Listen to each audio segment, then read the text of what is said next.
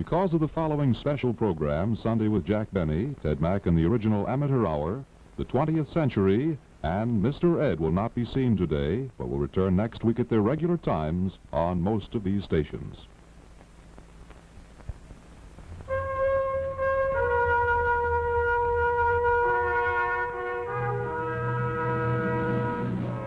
You are watching an official reenactment of the murder of President John F. Kennedy, filmed from the window where the alleged assassin crouched, and through the telescopic sight of his rifle.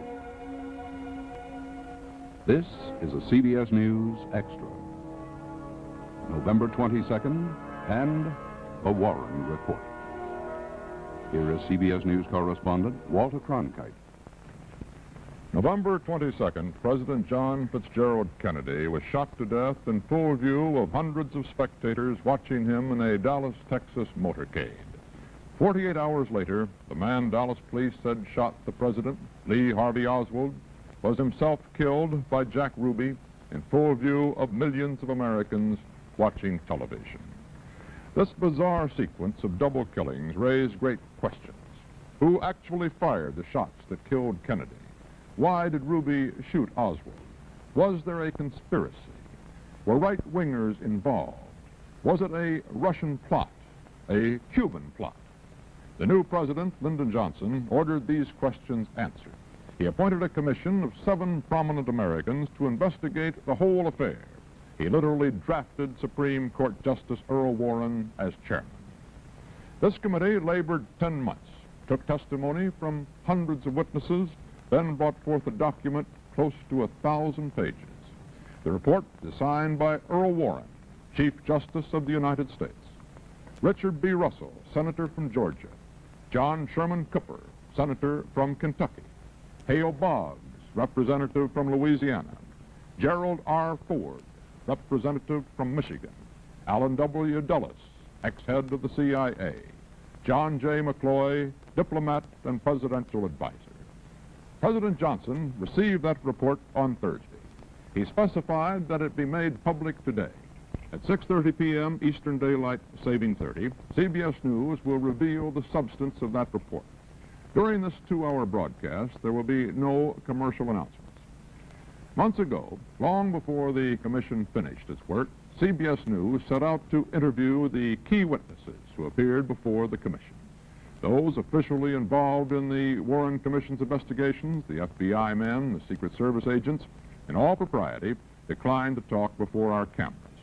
But the dozens of ordinary men and women whose lives had become deeply involved with the story of the president's death told us basically the same stories that they told the Warren Commission.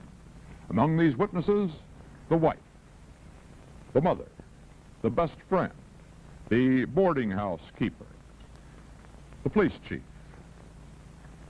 the boss, the fellow workers, the girls who took a picture, the governor, the rifle range manager, the bus driver, the cab driver, the woman who saw policeman Tippett shot, the clerk who spotted a suspect, the officer who captured Lee Harvey Oswald. The assassination of President Kennedy was, inevitably, a mystery story on a grand scale. On the scene, covering the events of those dark days, was CBS News correspondent Dan Rather. During the last 5 months, CBS News has been filming interviews with people involved in the Kennedy and Oswald murder stories. All of these people were principal witnesses for the Warren Commission. The CBS News interviews were conducted by Eddie Barker, news director for CBS affiliate KRLD-TV in Dallas. He, too, was an on-the-scene reporter for radio and television during those days. The story is essentially that of 2 men whose paths came a fatal 270 feet apart on a Friday afternoon last November. One man was President Kennedy, halfway through a triumphant tour of Texas. He had decided on the trip against the advice of some Texas friends who thought he might not get a warm welcome. But the Texas trip had gone well. There had been wildly enthusiastic crowds in San Antonio, Houston, and Fort Worth, and even in Dallas, where political feeling ran strongly against Mr. Kennedy, the magic of his name and the prestige of his office brought out a huge, warm crowd. Among that crowd was a man named Oswald, a man who all his life had stood a little apart from society. He had served in the Marines, then suddenly gone to Russia, defected, then changed his mind. With financial assistance from the American Embassy, he returned 32 months later with a Russian wife, Marina. He had trouble getting a job and got involved in a pro-Castro movement in New Orleans. Last November, Oswald was working in Dallas, in a building beneath which the presidential motorcade was to pass. What was Oswald's background? Few people really knew. Among those called for Warren Commission testimony on the subject were Oswald's wife, his mother, and Mrs. Ruth Payne, in whose home Marina Oswald and her children stayed. First with Eddie Barker, the mother, Marguerite Oswald. He was a happy-go-lucky youngster, actually. He had a dog. He had a bicycle. He belonged to the Y. He used to go to the Y and go swimming. I know many a time while at work he'd come in to see me from the Y, wringing wet, and it'd be in the winter time. And I'd tell him he was going to catch cold because his hair was still wet like all boys. He wouldn't dry himself thoroughly. He loved to play Monopoly. He knew any and everything there was to know about animals. He studied animals, was often in the zoo, and as we know, he was picked up in the Bronx Zoo while in New York playing hooky from school. And I consider that normal also, playing hooky from school. Many, many boys do this. We know, and it's sad and unfortunate, that Lee was deprived of his father, and he was born 2 months after his father had expired. But we must understand that Lee had 2 brothers, so he was not raised just with a woman alone. Mrs. Oswald, how old was Lee when he went in the Marine Corps? Lee was exactly 17 years old when he went in the Marine Corps. He enlisted on his birthday. Mrs. Oswald, why do you think your son went to Russia? I think my son was sent to Russia. You see, Lee knew Russian fluently, read and write. He filed an application for Albert Schweitzer School, and on the application, I have an original application, it stated that I speak and write Russian. Where did he learn this? This is what I was going to tell you. He learned this while in the Marines, because Lee was in the Marines and only out 3 days when he went to Russia. So Lee had to learn this while in the Marines. What did you think about your son marrying a Russian girl? Well, to me, a Russian girl, any foreign girl, a Negro, or just any human being live and breathe just like I do. And so it made no difference to me that he married a Russian girl. I believe that Lee was told to marry the Russian girl. He probably loved her and was going with her because he knew her 6 weeks when he married her.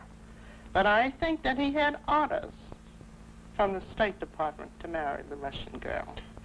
Mrs. Oswald, do you feel that your son was an agent of the CIA? Yes, it's not that I feel that he was an agent of the CIA. It's because I have so much correspondence with the State Department, plus the letters that Lee wrote to me from Russia, that indicates that he was an agent of our government, definitely. Did he ever intimate to you in any way that he was an agent of the government? No, and there again, this is Lee's disposition. He wouldn't tell a mother that he was working for the government. Possibly he might think that I might give the secret away. I'm under the impression that when you are a CIA or any undercover agent, then naturally you're a little secret about it, and the boy wouldn't tell me that. Mrs. Oswald's opinions about her son and his career are the same, she says, she expressed to the Warren Commission. The 2 most important questions she raises are, what was Oswald doing in Russia? And was he at any time an agent of the United States or the Soviet government? There are other interesting and vital questions involved in this matter of Oswald's relations with our government. In order to leave Russia, he borrowed $435 from the State Department. In order to get a new passport, he needed to repay it. He repaid it in full while working sporadically at $1.50 an hour, barely enough to support his family. And in June of last year, Oswald applied for a passport to various countries of Europe, including Russia. He received that passport in just 1 day. With his record, how did he get one so fast? We'll have the Warren Commission's answers when the report is made public in an hour and a quarter. Now for more testimony from witnesses who appeared before the Commission and were interviewed later by CBS News. Here again is Dan Rather. Lee Harvey Oswald lived last November in a Dallas boarding house under an assumed name. His family lived in a Dallas suburb in the home of their best friend, Mrs. Ruth Payne. What did she think of the Oswalds? In the spring, I felt that he didn't care, that all I knew really about him was that he wanted her to be sent back to the Soviet Union, and she didn't want to go. And it was knowing this, really, that led to my first inviting her to stay with me, feeling that it was somehow inhospitable not to offer her an alternative when she didn't want to go back. And I thought very ill of him that he was wanting to send her back. As you look back on your knowing Lee Harvey Oswald, did he ever appear to be irrational in any way? How would you describe him in that sense? I would say he never appeared to be irrational, no. I thought of him as an unhappy person, a person dissatisfied with the life he was leading and with the society he was in. I think he had been just as dissatisfied in Russia as he was here. As I understand it, the rifle that he used in the assassination of the president was stored in your garage. Is this correct? Well, from what's happened since, I judge so. I didn't know that he had a gun. I would have not wanted him to keep it here if I had known. The rifle, which Oswald carries so proudly in this photograph, was Italian war surplus, bought by Oswald under an assumed name from a mail-order house. The rifle and the scope sight cost him $19.95.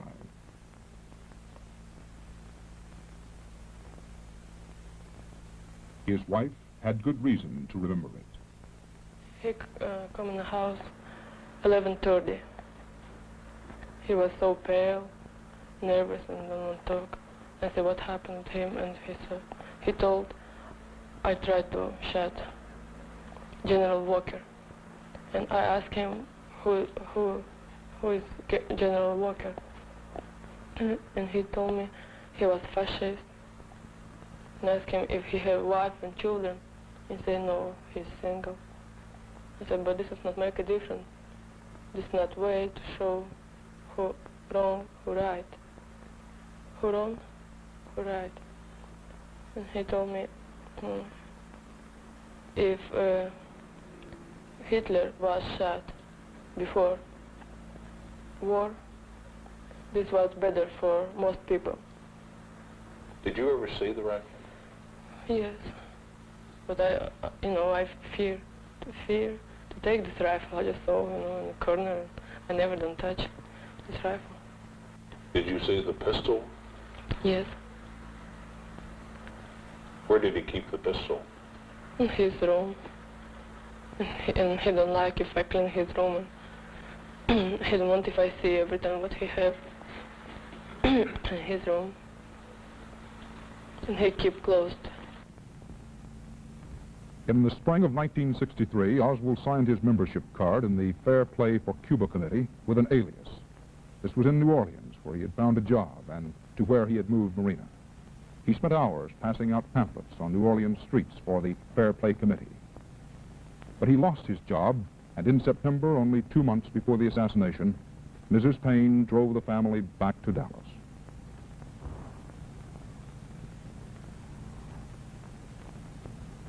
I thought of him as a dissenter, a pamphlet passer, a person not contented with society as it was, nor with himself, nor the credit he was getting for being the sort of person he was. I think he felt he wasn't noticed or given sufficient credit. His wife complained of him as having an overblown opinion of himself, and I think he did. He was not a particularly capable person, and he certainly had very little training, so that he was not able to get jobs that interested him. He was lucky indeed to get any job. He argued some with his wife. I never saw him violent with her. He was here a guest and recognized that fact, polite to me at all times. And I could see that he cared about Marina a great deal. I really felt that she was his only human contact of real value to him. He was by himself a great deal. He didn't try to make friends, but he valued his closeness with Marina and knew that she was a good wife for him. During the last weeks of his life, Oswald lived in this rooming house, a few miles from downtown Dallas. The housekeeper, Mrs. Roberts, recalls her lodger well. Tell me about the first time you ever saw O.H. Lee. Well, he came in the afternoon around between 3 and 4 o'clock. I wanted to rent a room. I had one little small room, this little $8 room. And he taken it and registered as O.H. Lee. What did he say when he came in? When I see the room that I had for rent, and I showed him the only one that was for rent, and he taken it. So he wanted to be closer to his work. But he didn't have the job then at that Texas bookstore. He got it that day and went to work the next morning. Did he pay his rent on time? Oh, yes, all except but one weekend, and that was when on Armistice Day. And he come back in and says, well, I had a long weekend, which is on Tuesday, and paid his rent. He always paid on Monday afternoon when he come in. What did you talk to him about when he paid the rent? Well, I'd just take it, and I'd say thank you, and he'd turn and walk off and never say nothing. Now, you didn't get a good grunt out of him. Those stories raise some more questions with which the Warren Commission report will deal. Did he own the rifle and pistol used in the double murders? Did he actually try to kill retired General Edwin Walker? Oswald got a job in the Texas School Book Depository on the corner of Elm and Houston Streets. There have been published reports supposing that he may have been planted in that building by conspirators who wanted him there where he could fire at the president or to get others in positions to do so. But these witnesses before the Warren Commission told another version of how and why Oswald was employed. Mrs. Payne, who knew Oswald needed a job. Mrs. Linnie Mae Randall, who knew where he might get one from Roy S. Truly at the Texas School Book Depository. Mrs. Payne, did you help him obtain the job that he had at the Texas School Book Depository? Well, it came about through a coincidence. I was having coffee with a neighbor. Marina was there also. Lee had spent a week unsuccessfully looking for a job in Dallas. And this was a Monday. And my neighbor and I, Marina, were all talking about this difficulty, how hard it was for him, since he, for one thing, was not able to drive, couldn't get to a good many jobs that might be available. And a third neighbor who was there suggested that there might be an opening at the School Book Depository.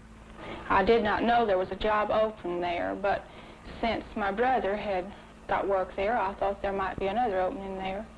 When Lee called at the house that evening, Monday evening, I told him about this possibility, and he applied the next day and was accepted. So he came down and filled out an application. I interviewed him. He seemed to be well-mannered, quiet, and intelligent young fella. He stated to me and also put on his application that he had been serving in the Marines and had an honorable discharge. He was in good physical shape, had been in no trouble, and needed the job, needed to go to work to support his family. So I told him that after talking with him that we had some temporary work, that I would try him on it if he cared to go to work in the warehouse. The question basic in those interviews is, how did Oswald come to be in a position where he could shoot the president? And of course, that question is bound up with the much larger one concerning a possible conspiracy by others to have Oswald, or to help him, perform the deed. The Warren report will answer. Lee Harvey Oswald was known to the FBI in Dallas. An FBI agent, James Hosty, had visited Marina just a few weeks before the assassination. According to one explanation published after the shooting, that check by the FBI was considered a routine one, not connected with the approaching trip of the president. But was information about Oswald passed on by the FBI to the Secret Service? Only the Warren Commission report can answer that. Was FBI information on Oswald given to Dallas police? Eddie Barker asked Police Chief Jesse Curry. Had the Dallas Police Department ever heard of Lee Harvey Oswald prior to November 22nd? No, sir, we did not have any information on this man in our criminal intelligence file, and that's normally where it would have been, in our subversive file, as we refer to it. And Captain Pat Gunaway, Dallas Police Intelligence Officer. First time I heard the name Lee Harvey Oswald was on the afternoon of the 22nd of November, 1963. A most obvious question, why weren't the Dallas police warned about Oswald? And did the FBI and Secret Service exchange information about Oswald? The Warren Report must answer these questions and go on to the larger subject of the whole process of protecting the president during his Texas trip and other trips, including the rules and the roles of local police, the Secret Service, which has always had the primary duty of guarding presidents, and the FBI. Their roles and missions in relation to what happened in Dallas are expected to result in recommendations for changes in the way presidents are protected. Since he lived in Dallas, not far from his job at the book depository, and his family lived 15 miles away with Mrs. Payne out in the suburb of Irving, Oswald used to ride out to the Payne home on Friday nights with a fellow worker, Wesley Frazier. He usually stayed in Irving during the weekend and returned to the book depository with Frazier on Monday mornings. But one week in November, his routine changed. Well, he come to me the Thursday, November the 21st, and asked me could he ride home with me that afternoon. And I said, well, yes. And I said, well, why are you going home this afternoon? And he replied that he wanted to go home and pick up some curtain rods where he could put some curtains up in his apartment. And I said, oh, very well. And then I said, well, will you be going home with me tomorrow also? And he said no. He said he wouldn't be going home with me on the 22nd. So he told you that he wanted to come out there and pick up some curtain rods, and this was on Thursday morning? Yes. And at that time he told you that he would not ride home with you Friday night? Right. Why did Oswald want to go to Irving Thursday?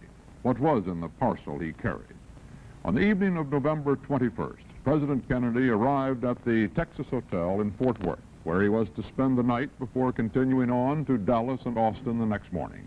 And Lee Oswald was with his wife and children in Irving.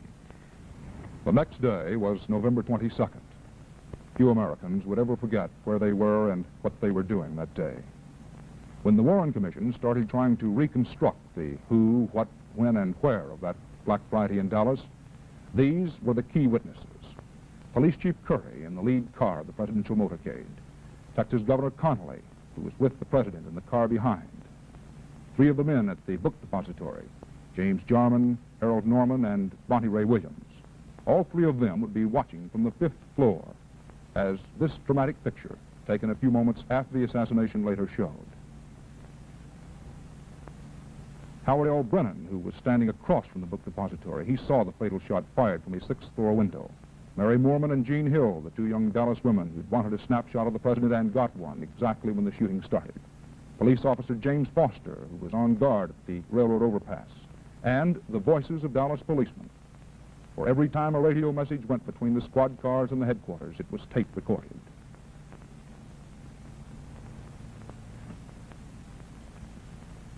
Lee Harvey Oswald was driven from suburban Irving to downtown Dallas the morning of November 22nd by his co-worker Wesley Frazier. They talked about the rain and they talked about babies. Oswald had a package of what he said were curtain rods. As Oswald and Frazier drove and talked, President Kennedy was talking at a breakfast in Fort Worth. I said that, introduced myself in Paris by saying that I was the man who had accompanied Mrs. Kennedy to Paris. I'm getting somewhat that same sensation as I travel around Texas.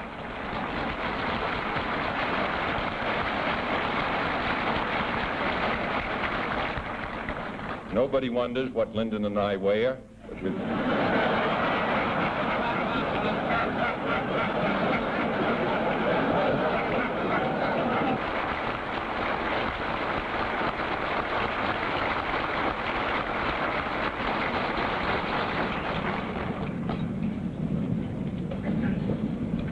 Mr. President, we know that you don't wear a hat. We couldn't let you leave Fort Worth without providing you with some protection against the rain.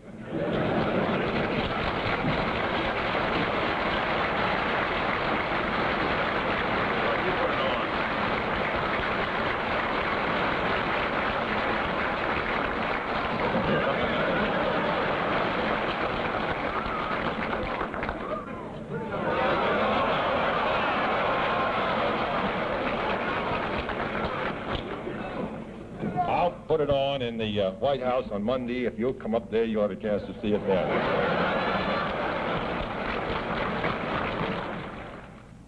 Outside, the sun was about to break through the drizzle. From Fort Worth, the Kennedys flew to Dallas. With them was Governor Connolly. The story he told the Warren Commission, he repeated to Eddie Barker. How about the plane trip over from Fort Worth to Dallas? Were you with the president during Yes, I was with the president from the time he arrived in San Antonio on the 21st. Traveled in the car with him at all times, and Miss Connolly and I did. And we flew over from Fort Worth with him. And he was jubilant about the reception he'd had. You see, at Fort Worth, this was the third stop we'd made. And we were all eagerly awaiting the arrival in Dallas. Of course, we didn't talk about much, as you well know, because it's not a very long flight in the 707 from Dallas, from Fort Worth to Dallas. Almost half of the presidents in this century have been targets for would-be assassins. But to President Kennedy, this was a risk that had to be taken, and arriving in Dallas, he took it. He loved to mingle in crowds. It seemed to give him new spirit and sustenance. And he thought a president should see and be seen by the people. He did not want risk to force him into a closed, protected automobile, and since the rain had stopped, there was no other reason for using one. So, in an open convertible, the Kennedys sat on the back seat, the Connollys on the middle or jump seat, and the motorcade started. We received as warm, as enthusiastic, as spontaneous a reception as we did in any city in the state. And it was really wonderful, to the point where just as we turned down by the courthouse, Nellie turned around and said to the president, she was so impressed by the warmth of the reception, she turned around and said to the president, "But you can't say that Dallas doesn't love you too." And he said, "No, I think that's apparent," and or words to that effect. Everything's in good shape out here at Market Hall. Traffic's moving well.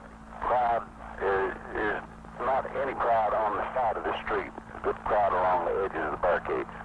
Well, it was me that had made the remark, this remark, well, in 5 minutes we'll have it over with, meaning that we were 5 minutes away from the trademark. I noticed this one man on the 6th floor of the Texas bookstore, and by himself.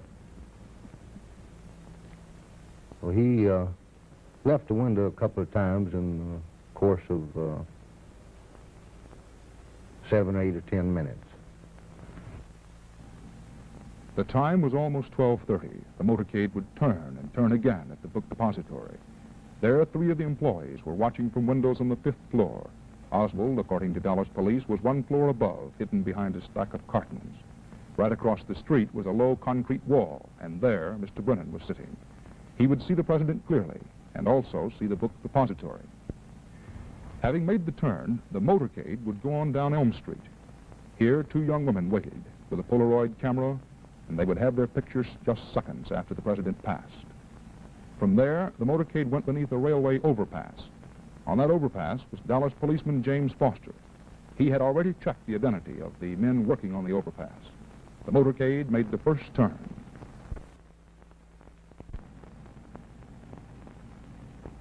I figured that the president was getting close, and it wouldn't be too long before I'd get to see the president. And when he turned down Houston Street, well, I saw him, and he seemed to be very happy, cheerful, and he was enjoying the applause and the cheer that the people were giving him. Then the motorcade got to Elm, and it turned and started towards the triple underpass.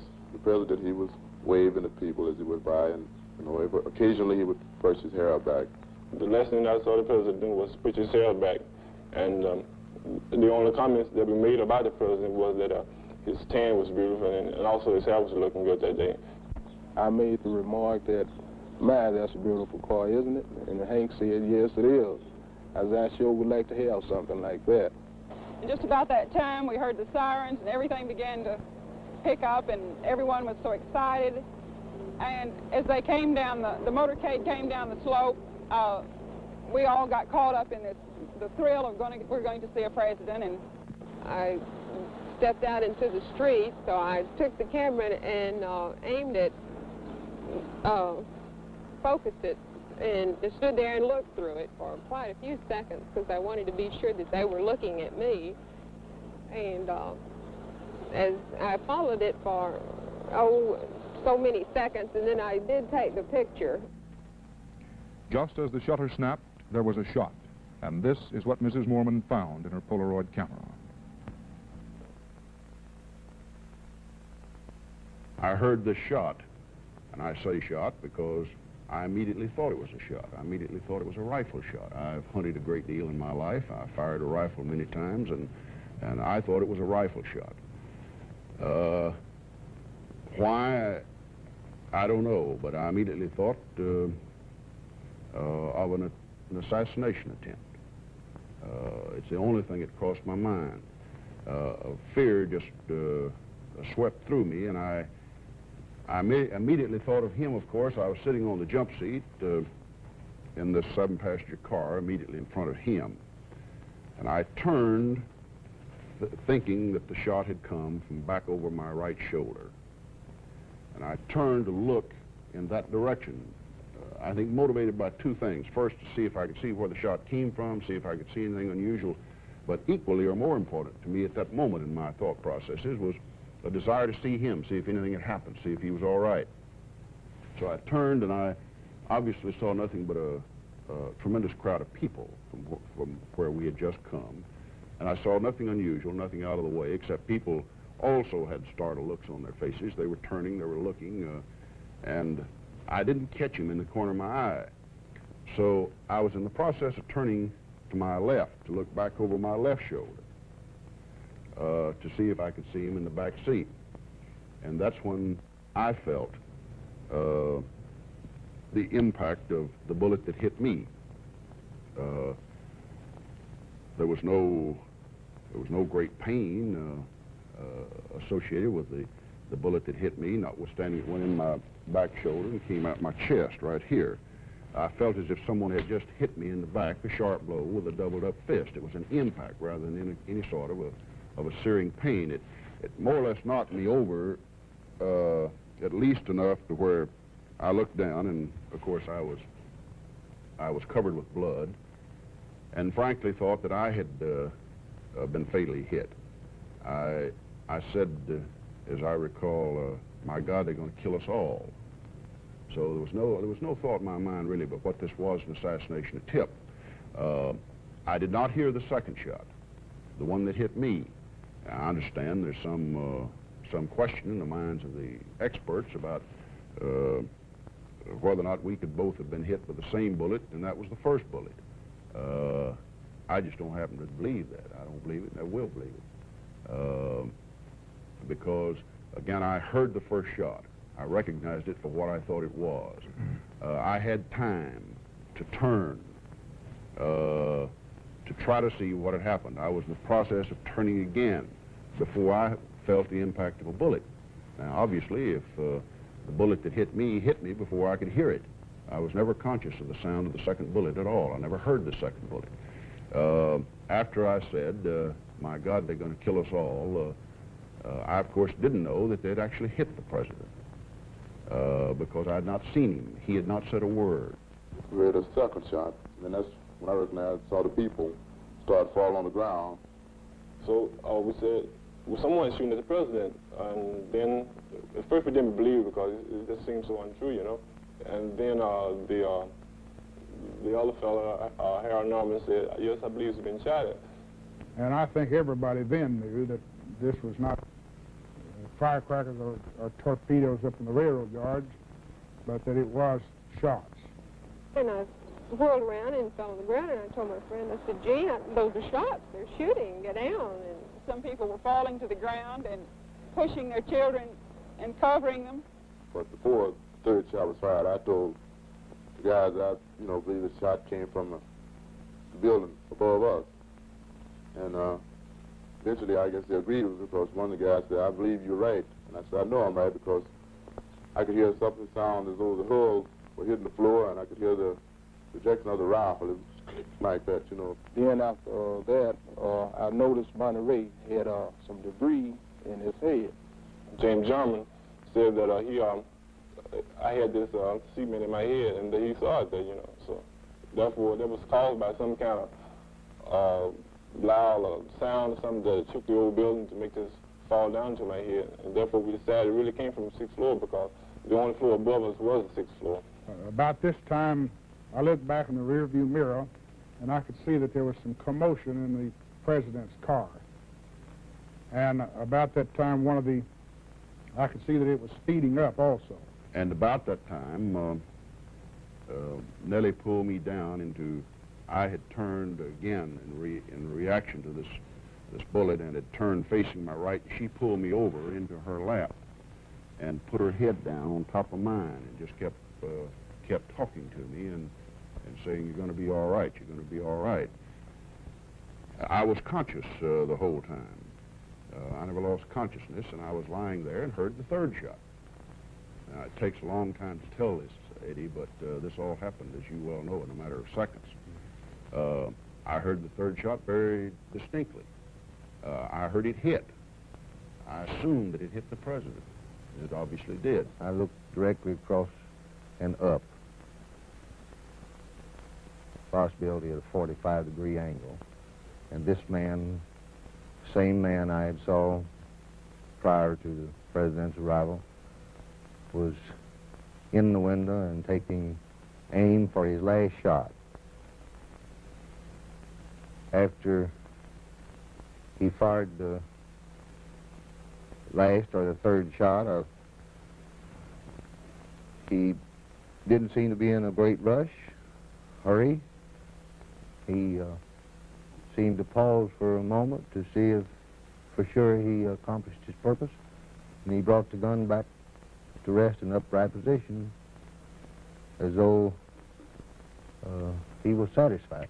His arm flew up, and his hair kind of jumped, and it appeared that the president's head just exploded. But I did not see it hit him, but I heard it hit. And you obviously, again, if you've ever done any firing, even at 200 or 300 yards, when you fire a rifle at a deer, you know from the sound of that shell, the whine of it, whether or not it hit its target or whether it didn't. It makes a different sound. Well, obviously, the bullet, the third shot, hit something.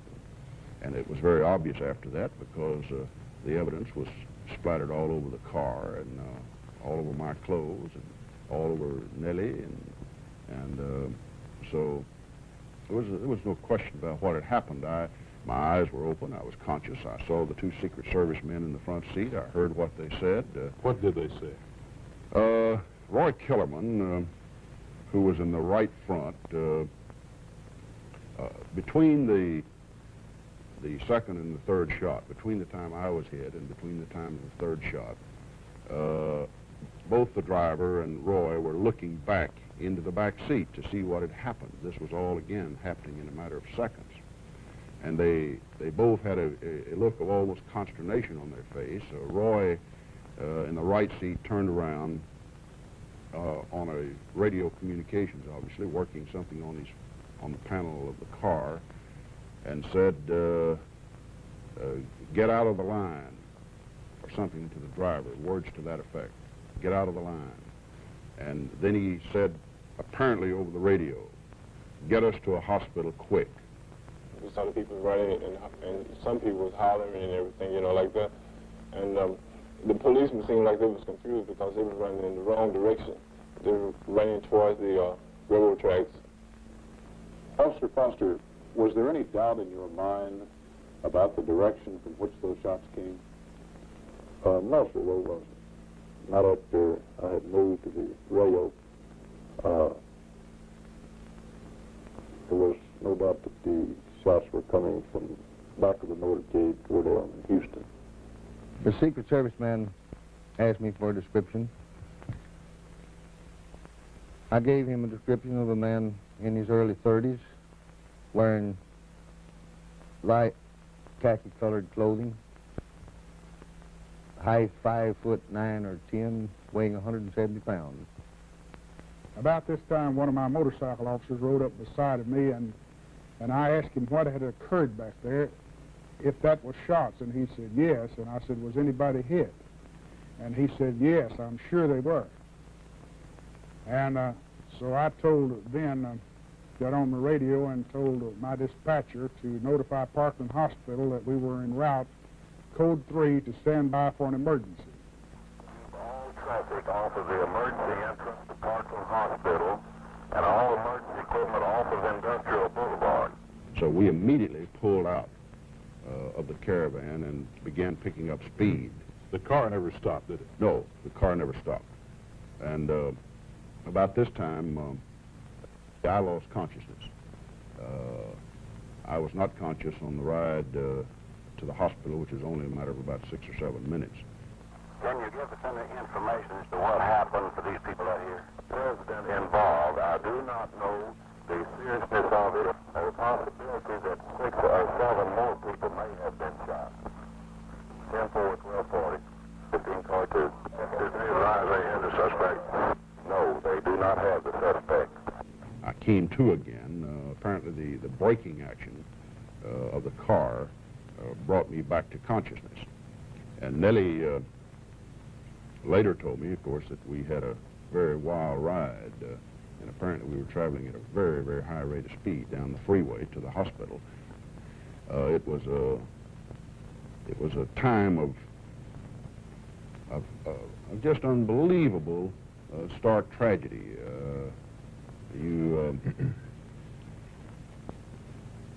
So many things go through your mind at that moment that I think it's probably impossible to relate at any future time, all the things that you thought. I know I thought, again, I rather assumed, without knowing, that the president had been fatally wounded. And I rather assumed that I had been. And so constantly there was going through my mind thoughts of Nellie, of the children, of what you'd done.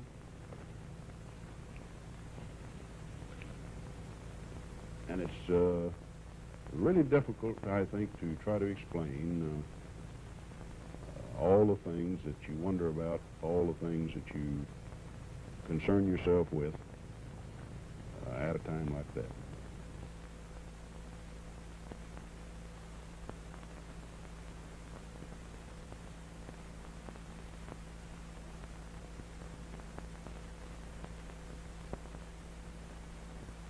I lit some candles, and Marina asked me if that was a way of praying, and I said that it was. Although even then I felt that he was mortally wounded. And then we heard that he was dead. And Marina said to me, what a terrible thing this is for Jacqueline Kennedy and for the children. Now they will have to grow up without a father. Because I think about Jack, about her children. So what? This damn time, I don't know if pretty soon I'll be, looks like, widow with children. When this happened, and I think about her, it looks like this happened with me. Maybe, my intuition told me that I feel it looks like this happened with me. Mothers there just with children, no father. Do you understand what I mean? Yes, you're saying that when you saw this, you thought you put herself yes, in her position. Yes, yourself in her place. Did you ever have a thought at this time that maybe Lee had killed the president? Ruth Payne told me somebody from Lee work in the school book depository shot president, and my heart goes down because I think just one thing, maybe this was Lee. And I go in the garage, I know this rifle was over there, and I saw this blanket, and I thought, oh, that's good, it's not Lee. But Marina Oswald was wrong. The blanket in which Lee kept his rifle was indeed there in the garage, but the rifle was not. It took a bit under 6 seconds to assassinate the President of the United States. It took the Warren Commission 10 months to measure out those seconds bit by bit. Much of their work centered on the question, was it really Oswald who fired the rifle? Even if Oswald owned the rifle, even if he went home to get it Thursday night, did he fire the weapon at the president? There are other questions about the shooting.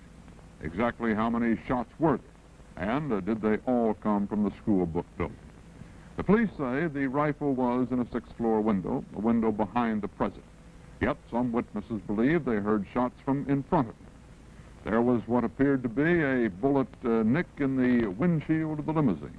And Parkland Hospital doctors were quoted as saying they thought at least one bullet entered Mr. Kennedy's neck from the front. Studiously, scientifically, the Warren Commission tried to answer these questions, tried to sift fact from rumor and theory. This is a film made for the Commission in December, a reconstruction of the crime at the scene of the crime. In this film, and for the film, investigators sat in a car exactly where the President and the Governor sat. The car was driven over the exact route at the same speed. And in the window where Lee Oswald is said to have waited, a cameraman waited with Oswald's gun sight. For a moment, a tree is in the way.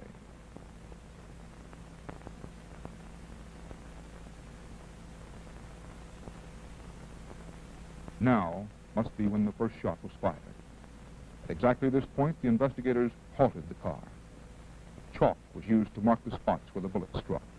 Then the line of fire and every length and angle of every possible shot from the window was measured exactly.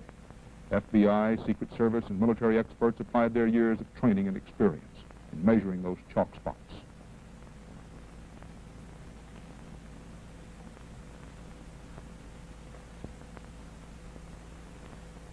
Again and again, the bullet angles were measured.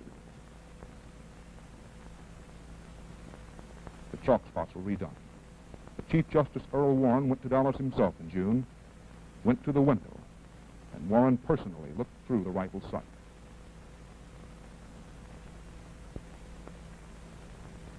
All this mattered because if there were any shots from the overpass, if there were more than 3 shots, then Oswald had to have had an accomplice. So some big questions which the Warren report will answer in the coming hour. Where did the bullets come from?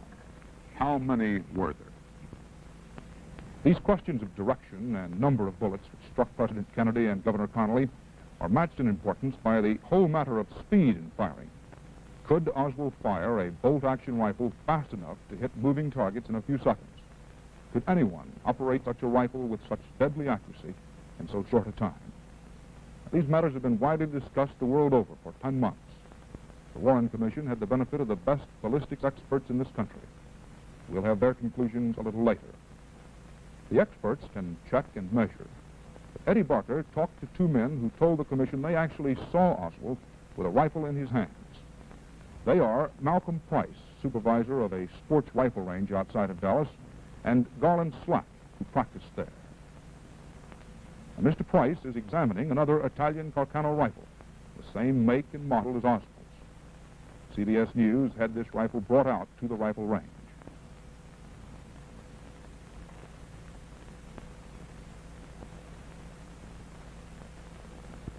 Mr. Price, when was the first time you saw Lee Harvey Oswald out here at this rifle range? It was the first day that we were open here, and he came in just about closing time, just about dusky dark, and requested that he be allowed to fire his rifle. And also, he was looking for someone to set the telescope for him. Did you set it? Yes, I did. He was quite talkative to me when we were discussing his rifle and his telescope, but as far as being an outright conversationalist or talking to any of his neighboring shooters, he didn't. He kept speaking to himself, except for one time. And he was shooting next to a fellow by the name of Garland Slack. Well, we were shooting the targets, and I was still working on a precision gun that I was building, and someone else kept shooting my target. Before I ever got to put a bullet in, I'd noticed with the spotting scope that there'd be one or two holes. And that happened not only one time, but about 3 times. So I went to Floyd and told him I'm paying 2 bits for targets and putting them up and somebody shooting a hole in them before. So we got to looking, it was, and it was this fall that turned out to be Oswald. Well, what did you say to Oswald? Well, I just kidded him like I would anyone else. You don't just make a man mad to stand there with a high-powered rifle. You kind of got to approach him easy. And I suppose if I was knowing the kind of a guy he was, I probably wouldn't have said anything. But I made a remark, he's not getting any prize or not going to win a turkey by rapid fire and shooting someone else's target. What did he say to you? And he never said anything to me. In other words, he didn't say he was sorry. He just went on doing what he was doing. Now, you say that he was shooting rapid fire. How rapid fire was he shooting? Well, for instance, he was shooting six times, say in 7 or 8 or 9 seconds. This could be fired quite rapidly. It's very possible to fire the gun at a fairly rapid pace. It is clip fed, and as quick as you can work that bolt, well, it's very, very easy to fire rapid with it. It takes a little practice, though. You have to be as good as a snapshot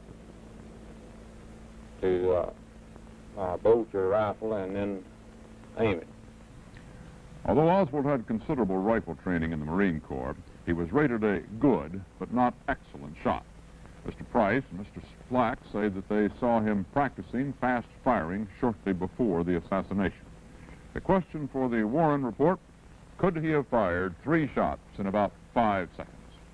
Dan Rather continues. As the police and investigators for the Warren Commission reconstructed the Dallas story, Oswald fired his rifle from the 6th floor of the school book depository building. Yet, a few minutes later, possibly less than 2 minutes later, he was stopped by an armed policeman and identified by his own boss on the 2nd floor and the other side of the building. The policeman's name was Marion Baker. I heard those shots come off, and they seemed like they was high, and they were directly ahead of me.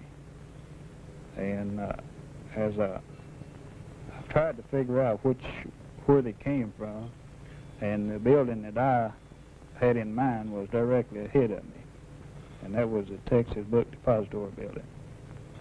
As I entered the building there, I asked some of the people that were standing around there where the stairs or elevator was. And there was a man who spoke up and said he was the building manager and he'd show me. I realized that he didn't know the layout of the building, so I ran in with him. It was just a matter of seconds after the 3rd shot, and we ran across the shipping room floor, stopped at the elevators.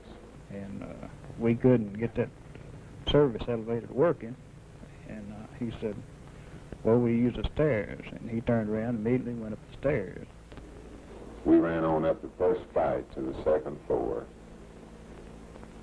and the officer looked in the snack bar adjacent to our office.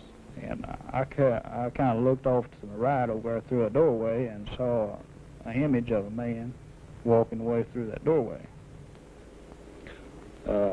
And when I got to the doorway, he was on down there a little bit, and I hollered at him and asked him to come back. The officer with me had a gun in his hand, and he threw the gun toward the middle of Oswald, and he looked probably a little startled like anybody else would if you just put a gun in his stomach all at once, which I thought was natural. But I turned around and asked him if the man worked for him and if he knew him. And he said, yes, says he works for me, and I know him. And at that time, the man never did say anything. I never did say anything further to him. I turned around and went on up the stairs to the 3rd floor. Officer Baker, As you think back now to November 22nd, would you hazard a guess as to the time you heard these shots, and the time it took you to get into the building and go up the stairs, and the time when you first saw Lee Harvey Oswald? I believe, excuse me, from the time that I heard those shots and time I ran into that building, entered the lobby, and made it up to the second floor, it was approximately a minute and a half to 2 minutes. And that would be pretty close to it. In your testimony before the Warren Commission, was this reenacted, this timing? Yes, sir, it was. Would you tell me how you did it? Well, we went back to the same day that we figured what I did that particular day, and we tried to get to the spot where I thought I first heard the shots. And from there, we took it and we did everything, reenacted the whole situation there, the entrance into the building, and the talk we had between the building manager and myself, and then we went on back through the building and we tried to get the service elevator down, and we then went on up the stairs, and that I believe somewhere around a minute and a half was our timing on it. As you recall it, does that seem like a reasonable length of time for him to have been able to do those things? He could have done it if he'd have been awful fast, or if he'd pre-planned it right away. But the ceilings are low on each floor, and the stairways do not have too many steps on them. In possibly less than 2 minutes, could Oswald have left the window, hidden the rifle, crossed the room, and gone down 4 flights of stairs? Could anyone do that? The Warren Commission considered this one of the more important questions it had to answer. Investigators came to the school book building with stopwatches and critical eyes. Patrolman Baker, as he has said, reenacted his movements for them, and those movements were timed again and again. 0 seconds. The shooting begins. The stopwatch starts. The Secret Service agent gets up and starts across the room. He moves quickly along the rows of school books. He has to go all the way to the opposite corner of the building. When he gets to the opposite corner of the building, he hides the rifle where Dallas police say they found it.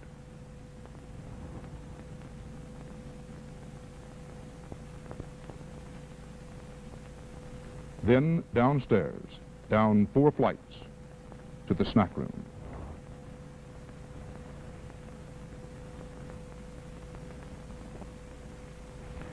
Remember, this is where the assassin had been at this window. He would have had to rise, to go across this, the 6th floor, to hide the rifle in those boxes in the far corner, and then to go downstairs. Down 4 flights of stairs to where the lunchroom was. A minute 30, 2 minutes, all the difference between innocence and guilt, between a case closed and an unknown assassin still at large. Not only police and government agents traced that route.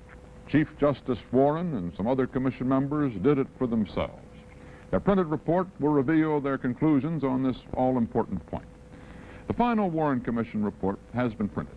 Newsmen have had their copies all weekend, and a half hour from now, the findings will be released to the public. We will report them to you at that time.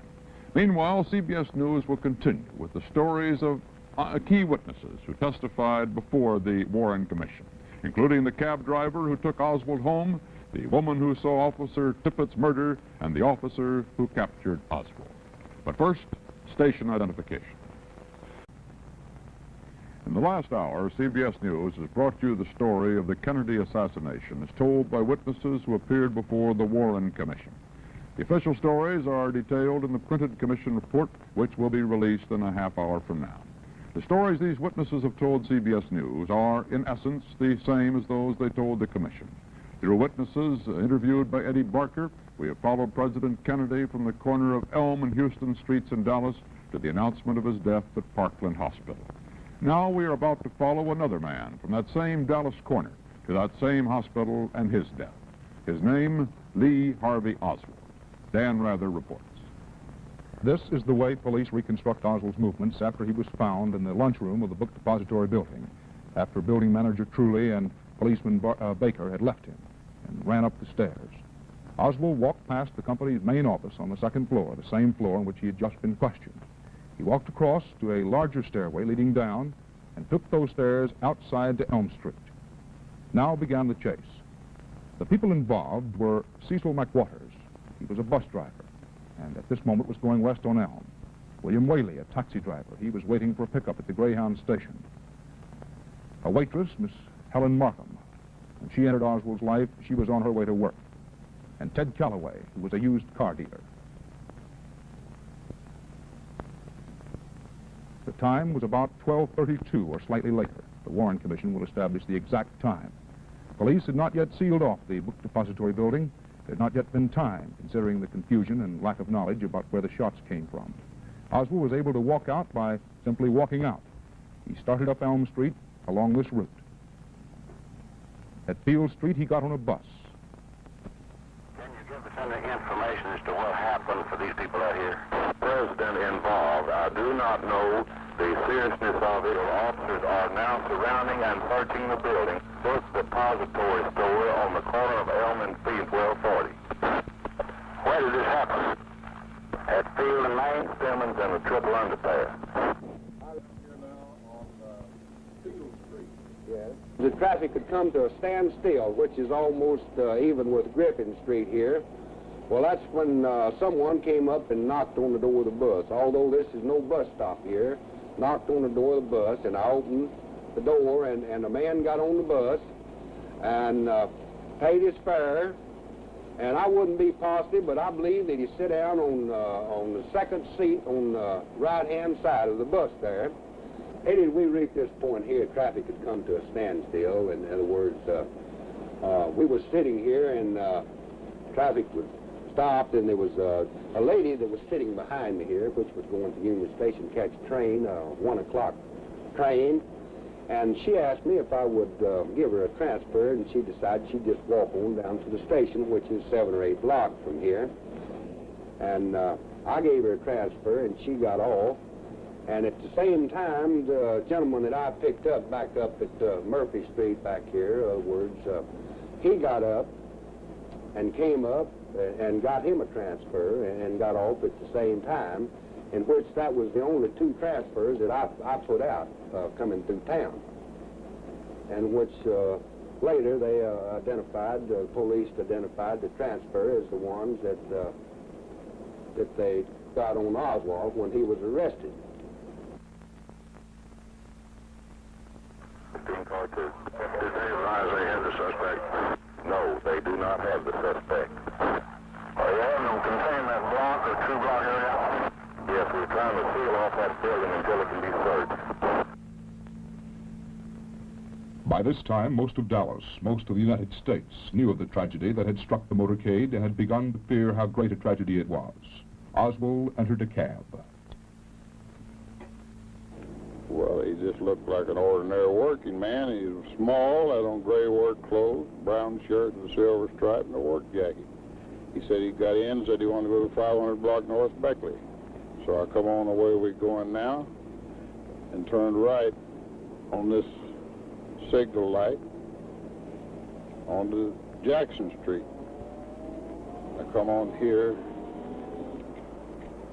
to Austin Street, turn left on this light to Austin, to Wood. What did you talk to him about as you came around here? Well, I didn't talk very much. I didn't know the president was shot at that time, and the police cars and sirens was running all around this end of town, making a lot of noise, so all I said to him was, I wonder what the hell all the commotion is in this end of town. He didn't answer me. So I didn't say any more to him. I figured he was one of these people that didn't want to talk. He had something else on his mind. What time did you log the fact that this man got in your cab? I believe it was somewhere between 12:15 and 12:45. I never log exactly on a minute. It's always approximate time. But now, you say that when he got in back there at the bus station and you started across here, about how long did it take you to make this run? Well, approximately somewhere between 6.5 and 8 minutes. Mr. Whaley, when you went up to the Warren Commission, what were they more interested in than anything else? Any particular area of your testimony? Well, yes, sir, in the time element and what I put out on my sheet. They want to know why I approximated my time, and I explained to them that I put the trips down as every 15 minutes. That's 4 an hour, which is usually the run of it. You can't put them down exactly to the minute because you'd have to stop in traffic or be writing while you're moving, and that's dangerous. So I just approximate mine. It runs on the 15 minutes. Now, he lived right here in this block. Right here in this same block, right here, 1018. Which, from the house right there? That's the house right there. But he didn't say anything about getting out. No, sir, and he wasn't looking at it as we passed. And about along right in here, he asked me, he said, he didn't ask me, he just said, this will do fine right here. But the cars were parked like this, and I waited until I passed the last car and pulled over to the curb, which was the intersection of Neely and North Beckley. And did you tell him how much the fare was, or what? No, sir, I didn't. He just looked at the meter, and it's 95 cents. He handed me $1, opened the door and got out, walked around in front of the cab and across the street, and that's the last I saw him. I went on about my business. Oswald had gone about 4 blocks past his boarding house. Now he began walking back. Dallas police already were broadcasting a description of their suspect. Attention all squads. Attention all squads.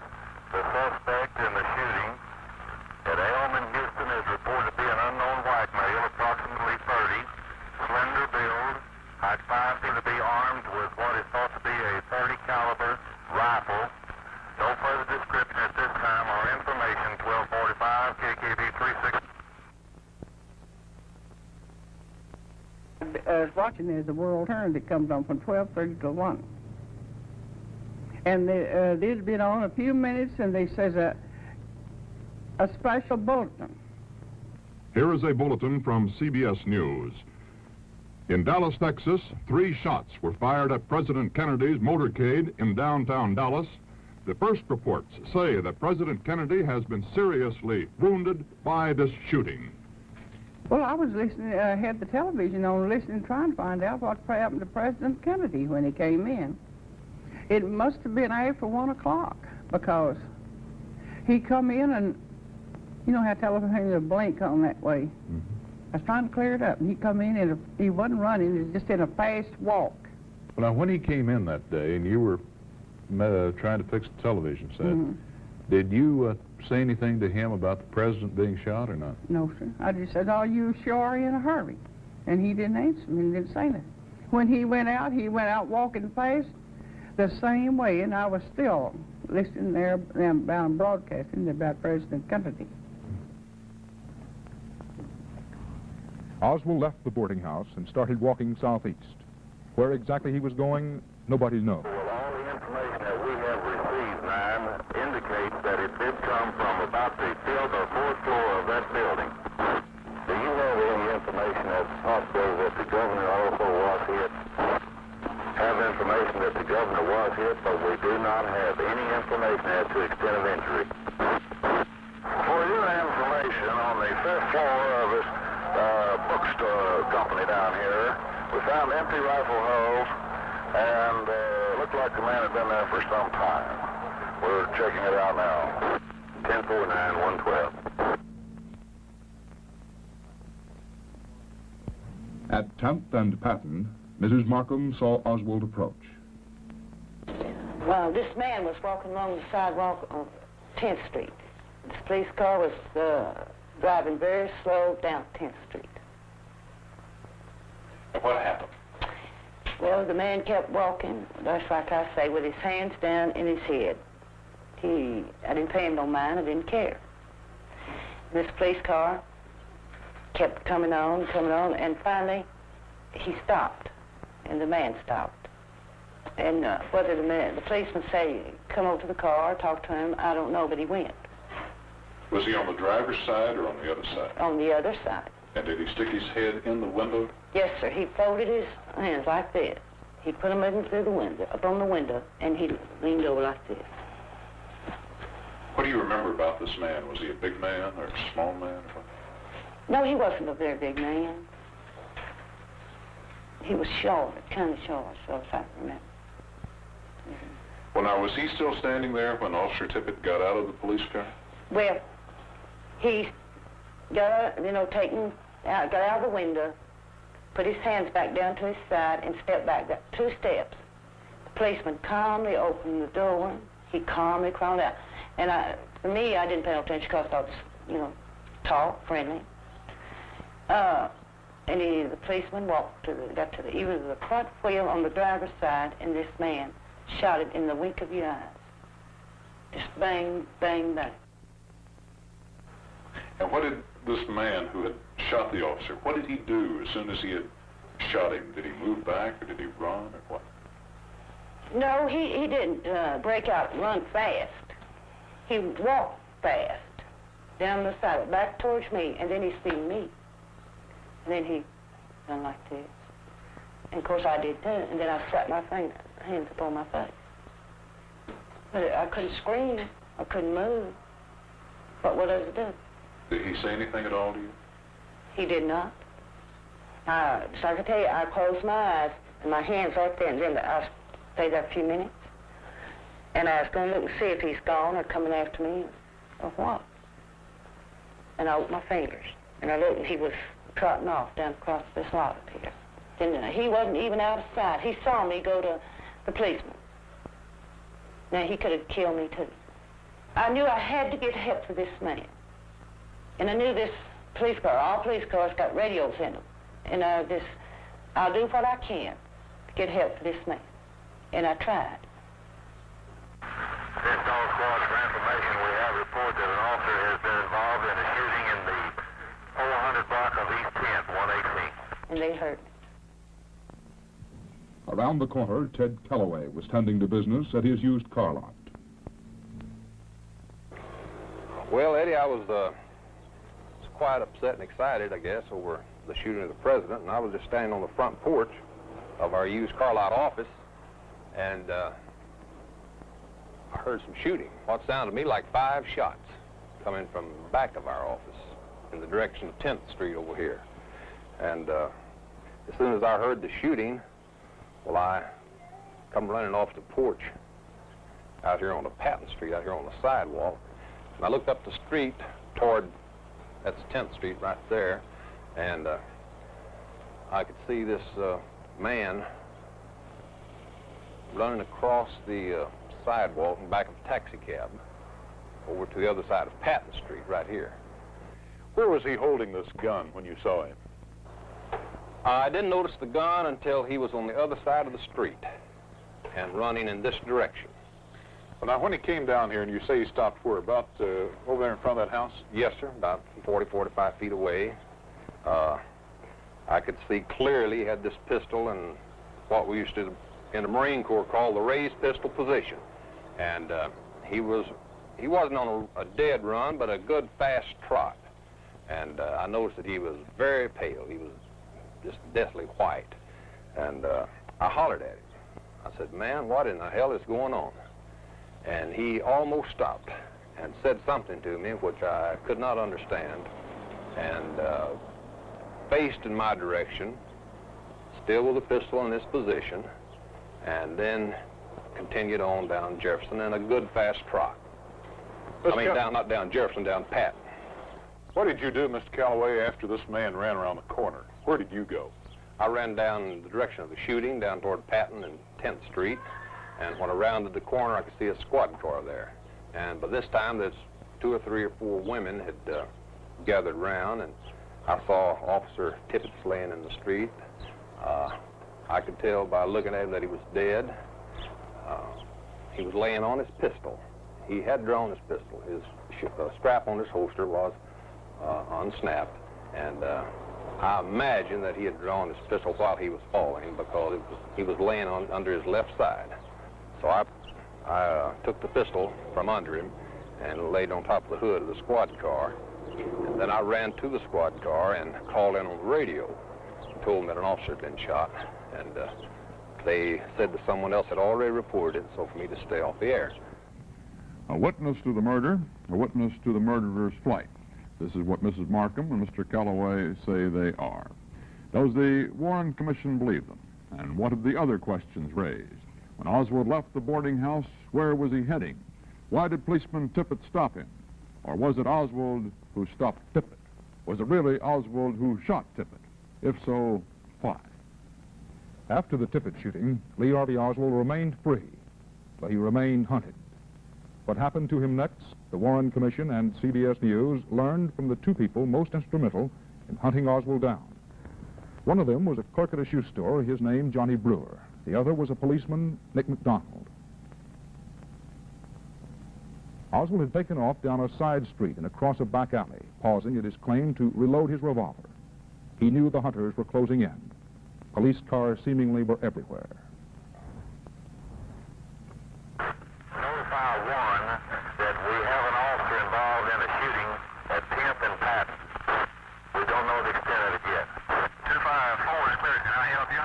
Yes, 254 report to Hines and 5200 block. What code? Code 1. 10-4. Johnny, when was the first time you saw Lee Harvey Oswald? Saw him at Friday afternoon, November 22nd. He walked into the lobby of my store. How far in did he walk out there, John? Just a few feet. He was standing right where those tennis shoes are right there, just about 5 feet from the door there. What made you suspicious of this man who walked into the lobby? Well, right after the president had been shot, they broadcast a description on the radio of this man. It was 5'8", 5'9", 150 pounds, and this Oswald matched the description. And just a few minutes before he walked into the lobby, on the radio they had a bulletin that an officer had been shot here in Oak Cliff, and he walked in. He matched the description. Looked scared, just the way he stood there. You were standing right here behind the counter? Standing right here behind the counter listening to the radio. And where did he walk to? How far into the lobby did he come? He walked right into the right-hand side of the lobby there, just a few feet from the door, and stood there looking in at the shoes there. Were there a lot of police cars in the there area? was a lot of police cars. There were some cars coming up Jefferson Street. They made that U-turn there and went back down Jefferson, and when they did, Oswald turned and walked up to the theater. When he went out the lobby and toward the theater, I walked out to the sidewalk and watched him go in. Then I walked up to the theater and asked Miss Postal there, the cashier, if she had sold a ticket to this man wearing the brown sports shirt, you know, his description. She called the police, and Butch stayed there at the front exit, and I went back down by the stage, the back exit, and waited there until the police came.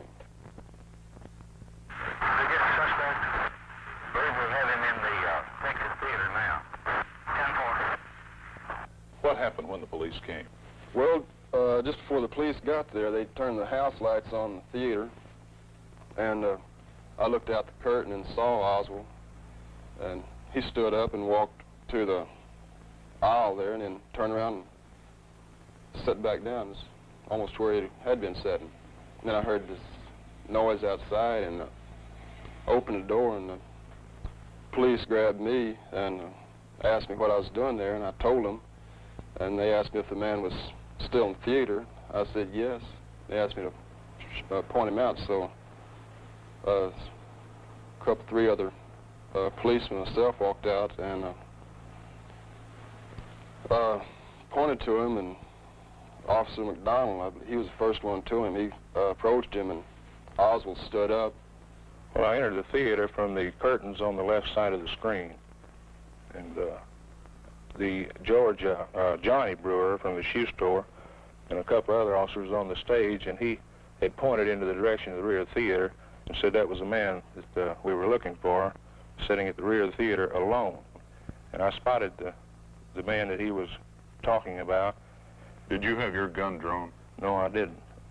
And as I walked up to the aisle, Oswald was sitting in the second seat, the third row from the rear, the second seat from the right center aisle. This seat right over here? This seat right here. What happened then? Well, let me let you use my pistol. Okay. And go through it a little bit. Make sure it's empty so that won't have an accident. And he had it tucked in his belt on the right side. Like this? Yes. Of course, he had that shirt over it, but that will suffice. He was wearing a brown sports shirt, is that right? Yes, and he was sitting in that seat there with his hands in his lap.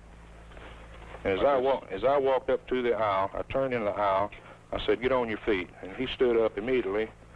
He brought this right hand up to his chest. Did he say anything when you... As he was bringing his hands up, he brought the other one up to eye level. He said, "Well, it's all over now." At that time, I was reaching this way, and his hand got in front of mine, owned a pistol.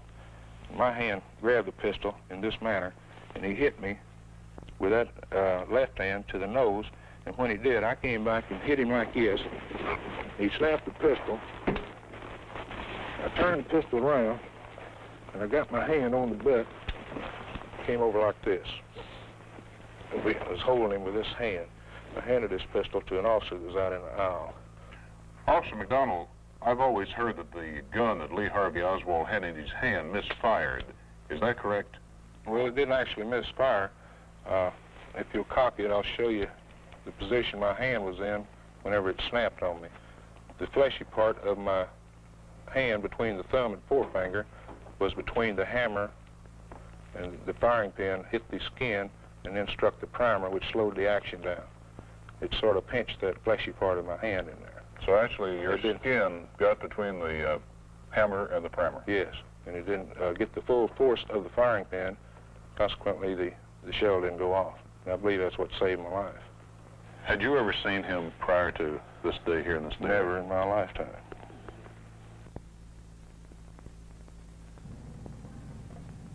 Here, the flight of Lee Harvey Oswald was ending an hour and a half after it began. Suspect involved in the shooting at the Texas Theater. Have there been any developments that you can tell me on the suspect that shot the officer? Was there any connection with the shooting of the president? At this time, it's my understanding he is the same person. He is in custody. The police came out to the house in the afternoon of the 22nd and asked if they could search. And I said that Lee Harvey Oswald was in their custody for shooting an officer. And I said that most of their things were in the garage and went out with them to show the things. They asked if he had any guns. And I said I thought not. Translated the question to Marina, who said that she had seen the butt end of a rifle in a blanket roll that she indicated on the floor, perhaps 2 weeks back. And she had known that he'd had a gun and thought it was there. But when they picked up the blanket roll, it was empty. When you went down to the police station and you were asked to identify this man in a lineup, how did you identify him? I wanted to be sure, so I looked him over, I looked all over.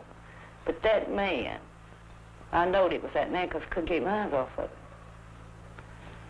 And I kept looking at him, and I had him turned to the side, then back, and then I knew it was him because the way he looked. Yes, sir, I saw him that night in the police lineup. They asked me to come down to police headquarters, and I identified him in the lineup as the man that I had seen running with a pistol in his hand. Did you have any trouble identifying him in the lineup? None whatsoever. Did he look as pale that night as he had that afternoon? No, sir. No, sir. No, he didn't.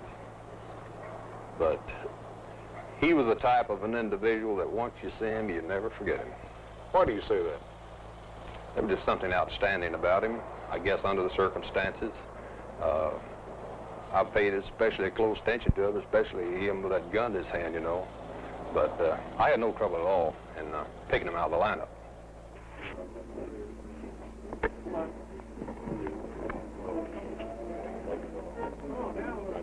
I positively know nothing about this situation here. I would like to have legal representation.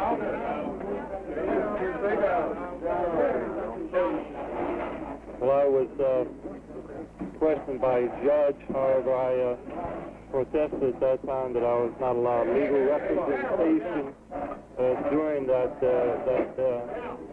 very short and sweet hearing. I really don't know what the situation is about. Nobody has told me anything except that I'm accused of murdering a policeman. I know nothing more than that, and I do request someone to come forward to give me a legal assistance. Did you kill the president? No, I have not been charged with that. In fact, nobody has said that to me yet. The first thing I heard about was when the newspaper reporters in the hall asked me that question. You have been. Sir? You have been. Okay, man. Okay. How did you do in Rochester?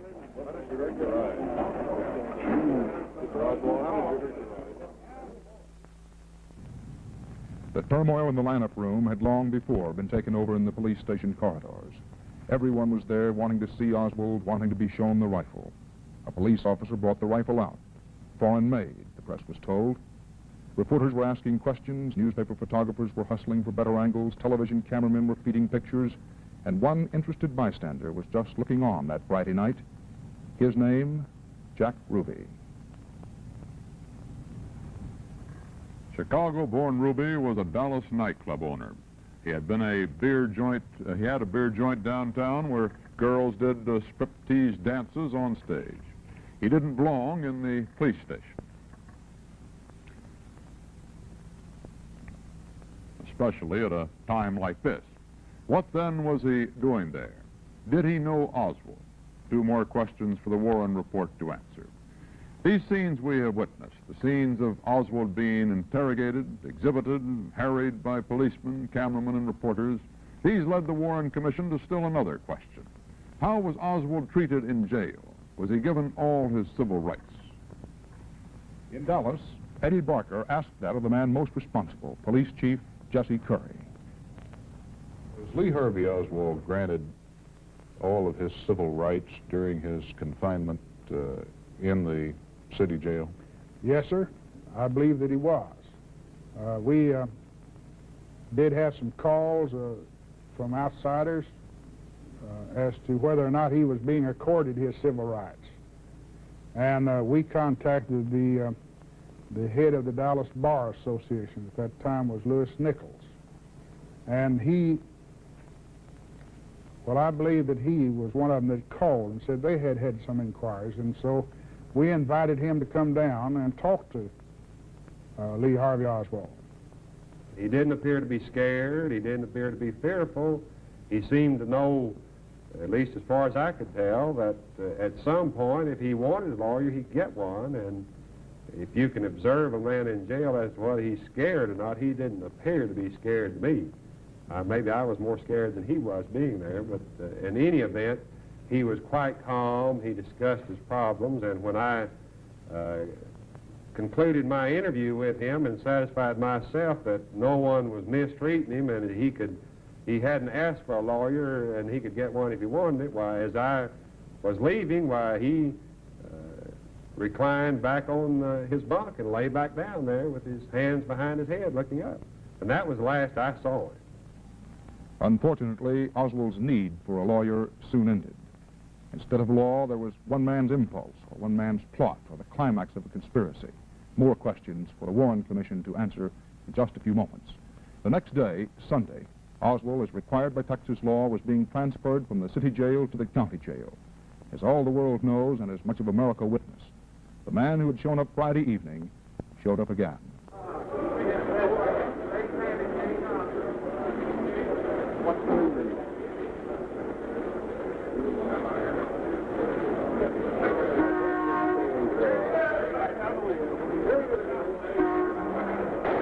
Basement floor of the Dallas City Hall, and that's a scuffle on the basement floor. It seems to concern photographers. He has been shot. Oswald has been shot. Lee Oswald. It is now 15 seconds after 6:30 p.m. Eastern Daylight Time, Sunday, September the 27th. As of this moment, the report of the President's Commission is public record. For the next half hour, we will search it for answers. First must come the answers to the two great overriding questions. Who killed John F. Kennedy? The Commission answers unequivocally Lee Harvey Oswald. Was Oswald acting alone or was he a member of a conspiracy? The commission answers he acted alone. But such answers of themselves carry no conviction. They must be buttressed by incontrovertible evidence. And in supplying that evidence, the commission was obliged to answer a host of lesser questions, those posed earlier in this program, as well as others raised by the commission itself in the course of its investigation. Could it be shown beyond a reasonable doubt, for example, that the weapons used in the murders of President Kennedy and Officer Tippit were the rifle and gun owned by Oswald? The report cites evidence that Oswald owned the murder rifle. The mail order purchase slip for that rifle was in his handwriting. Marina Oswald testified he owned the rifle. She photographed him holding it with his camera. Oswald's palm print was found on a surface of the gun. Equally detailed evidence linked Oswald with the revolver that killed Officer Tippit. Why did Oswald break his routine and go home to Irving on a Thursday night? Well, again, the commission's answer is unequivocal. He went home expressly to get the rifle he had secreted in the garage. He had at least an hour to do it, and Mrs. Payne says that late Thursday night she found the light burning in the garage. And, says the commission, it was that rifle, disassembled, which he carried in a paper parcel into the Texas School Depository building Friday morning, the parcel he called Curtain Rods. The shots, all the shots, came from the Texas School Depository, says the report. It cites evidence like that of Hank Norman earlier in this program. Well, I was looking out the window, and the first shot was fired. Well, I didn't think much of it because it kind of, shook the building a little bit. It was just that powerful. Then after the second shot was fired, well, I saw the people. They were all falling on the ground, and I told one of the fellows, I said, that shot came from this building. And then by the time I got through in the third shot, and one of the guys told me, said, I believe you're right. And I said, I know it did. And then I could, also hear the hulls, empty hulls, hitting the cartridges hitting the floor, and I could hear the rejection of the rifle, whatever it was. And the first thing we thought is we better get out from here because I know I didn't want to be involved in anything like that because I didn't have anything like that on my mind. I mean, I was. According to the commission report, the experiment with the shells and rifle was repeated for members of the commission. All 7 of the commissioners clearly heard the shells drop to the floor. Painstaking second-by-second reconstruction of the assassination and analysis of the wounds shows unmistakably, the commission says, that all the bullets came from that window. Quote, the cumulative evidence of eyewitness, firearms, and ballistic experts and medical authorities demonstrated that the shots were fired from above and behind President Kennedy and Governor Connally, more particularly from the 6th floor window of the Texas School Book Depository building, end quote. And the commission cites a wealth of evidence, including an eyewitness we heard earlier, putting Lee Harvey Oswald in that window. I looked directly across and up, possibility at a 45-degree angle, and this man, same man I had saw prior to the president's arrival, was in the window and taking aim for his last shot. After he fired the last or the third shot, he didn't seem to be in a great rush, hurry. He seemed to pause for a moment to see if for sure he accomplished his purpose, and he brought the gun back to rest in upright position as though he was satisfied. The commission believes that Oswald probably fired 3 shots, but that only 2 struck home. 3 empty shells were found by the window, all fired according to ballistic evidence from the rifle linked to Oswald. 1 bullet and 2 large bullet fragments were found, and these 2 were definitely fired by that rifle. The commission isn't sure which of the 3 missed, but it believes that the first one to take effect struck President Kennedy in the back of the neck, passed through the throat, then went completely through Governor Connally's upper body and wrist. It was the next hit, the commission finds, which caught the president at the back of the skull and caused the massive fatal brain damage. The commission notes Governor Connally's insistence that he was hit by a separate bullet.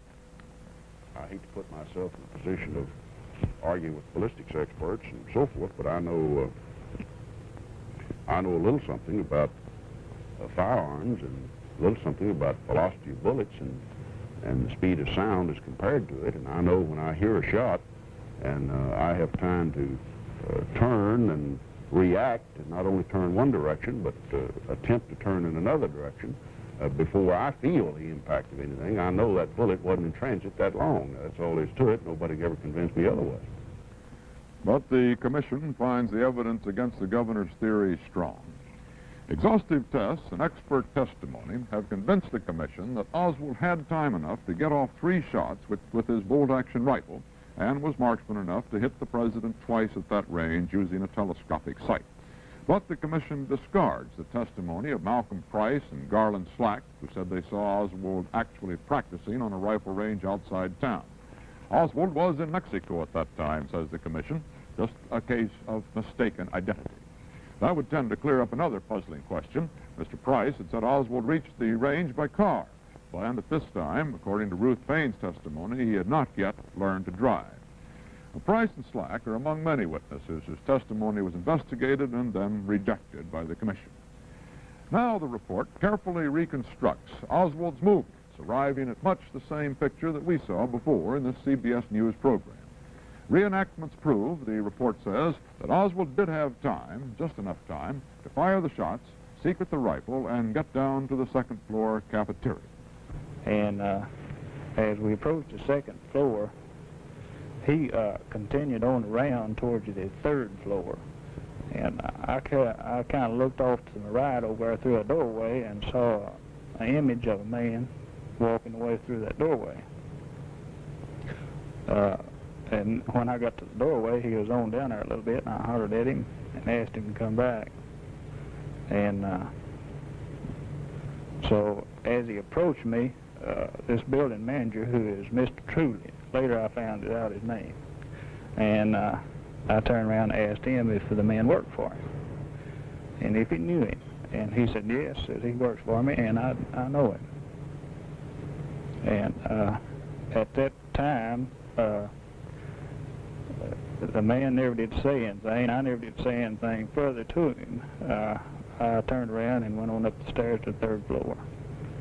And this man that you saw later turned out to be Lee Harvey Oswald. Yes, sir, he did. An official reenactment showed that Oswald could have gotten from the window to the lunchroom in 1 minute, 14 seconds. And the report goes on, quote, the minimum time required by Patrolman Baker to park his motorcycle and reach the lunchroom was within 3 seconds of the time needed to walk from the southeast corner of the 6th floor down to the stairway to the lunchroom. The time actually required for Baker and Truly to reach the 2nd floor on November 22nd was probably longer than in the test runs. Now, the building itself, the commission reports, was not sealed off until at least 7 minutes after the assassination. Oswald had time to get out. The report finds no time discrepancy. Also, the commission says Oswald had time enough to get to his boarding house by bus, taxi, and foot. Where was he going when he left the boarding house? Well, the commission doesn't know. But it does say, quote, his general description was similar to the one broadcast over the police radio, and that policeman Tippett did stop Oswald, not the other way around. Did Oswald shoot Tippett? Definitely, says the commission. 9 eyewitnesses placed Oswald at the scene of the crime. 2 actually saw him commit the murder. 1 was Mrs. Martin. This man came over to the police car, folded his hands like this, leaned over in the police car, stayed there just a very few minutes. They got back, put his hands down, taking back 2 steps back, and this policeman calmly opened the car door. He calmly crawled out of this car and started around in front of the car. Whether he had a gun, I don't remember that, in his hand. And just as he got even with the front wheel, this man shot him across the hood of the car. This footnote, the commission is satisfied that it was Lee Harvey Oswald who tried to kill General Edwin Walker on the night of April 10th, 1963. We come now to the second overriding question the Warren Commission must answer. Was there a conspiracy against the life of John F. Kennedy? On page 21, it is stated, And we're quoting here from the commission report. The commission has found no evidence that either Lee Harvey Oswald or Jack Ruby was part of any conspiracy, domestic or foreign, to assassinate President Kennedy. The commission also notes in its phrase, and we're quoting here, because of the difficulty of proving negatives to a certainty, perhaps we should repeat that phrase, because of the difficulty of proving negatives to a certainty, the possibility of others being possibly involved with either Oswald or Ruby cannot be established categorically, unquote from the Warren Commission report.